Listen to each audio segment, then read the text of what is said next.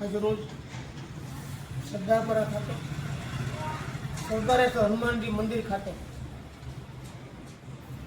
સ્વર્ગવાસી શ્રી નલિનભાઈ આચાર્ય નું દુઃખદ અવસાન થતા આજે સરદારપરા ખાતે શ્રદ્ધાંજલિનો કાર્યક્રમ રાખવામાં આવ્યો હતો. માણસ કેટલું જીવી જાય તે મહત્વ નથી, કેવું જીવી ગયા તે મહત્વ નથી.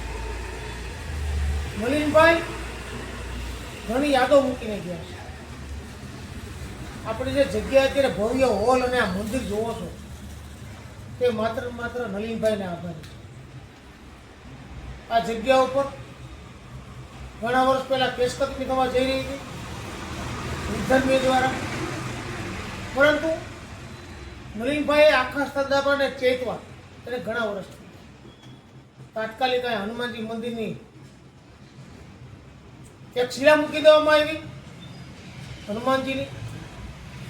એને રાતોરાત તાત્કાલિક મંદિર બનાવી અને જગ્યા બચી હોય તો નલિનભાઈના આભારી છે.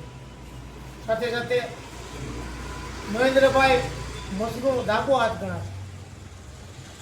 નલિનભાઈ પરમ કૃપાળુ પરમાત્મા નલિનભાઈના આત્માને ચિર શાંતિ આપે અને એને સ્વર્ગમાં વાસ આપે. તેમજ આજના યુવાનોને પણ કહું છું કે નલિનભાઈમાંથી પ્રેરણા લ્યો. આજે થેલેસેમિયાગ્રસ્ત બાળકો હજારો બોટલ બ્લડની જરૂર પડતી હોય છે. આપણે પણ પ્રેરણા લઈએ કે બ્લડ દાન અવશ્ય કરીએ. આપણે વધીને 40-45 વર્ષની ઉંમર હોય ત્યાં સુધી આપણે બ્લડ આપી શકતા હોઈએ છીએ તો બ્લડ અવશ્ય દેવું જોઈએ. બ્લડના દાનથી અનેક લોકોના જીવ બચે. આજે ગર્ભવતી સ્ત્રીને પણ બ્લડની જરૂર પડતી હોય છે, એવા રિપ્લેસમેન્ટ જોઈન્ટ રિપ્લેસમેન્ટની જરૂર પડતી હોય છે, અને થેલેસેમિયાગ્રસ્ત બાળકોને પણ બ્લડની જરૂર પડતી હોય છે.